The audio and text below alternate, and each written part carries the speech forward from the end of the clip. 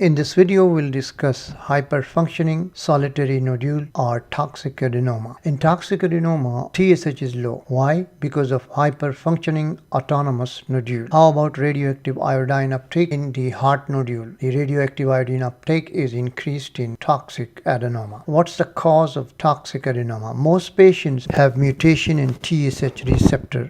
There is activation of the TSH receptor. Activating TSH receptor mutation occurs in more than 90% of cases. This activating mutation leads to increased activity, increased adenylate cyclase, and cyclic AMP activity leads to increased thyroid follicle cell proliferation and function. How about thyrotoxicosis? Thyrotoxicosis in toxic adenoma is usually mild without hyperfunctioning features of grave disease. How definite diagnosis is done? It's done by thyroid scan. Radioiodine uptake. What's the difference in radioiodine uptake in hyperfunctioning nodule and a normal thyroid gland? There is an increase in radioactive iodine uptake in hyperfunctioning nodule and a decrease in radioiodine uptake in remaining of the normal gland. Normal thyroid gland function is suppressed in this condition. Because of increased radioiodine uptake, FNA biopsy is unnecessary in toxic adenoma. Whereas the second step in evaluation of cold nodule after radioiodine uptake is FNA biopsy. So what's the treatment of toxic adenoma? Treatment with drug, anti-thyroid drugs and beta blockers, but they are symptomatic treatment. The other treatments are radioiodine ablation, surgery and ethanol injection. Treatment of choice is radioiodine ablation. Iodine 131 is concentrated in the hyperfunctioning nodule but doesn't damage the normal thyroid tissue. And disadvantage of this radioiodine treatment is that hypothyroidism occur in less than 10% of cases in 5 years. And how about surgery? Two options: enucleation of the adenoma or lobectomy. And third treatment is repeated ethanol injections under ultrasound guidance ablates hyperfunctioning nodule.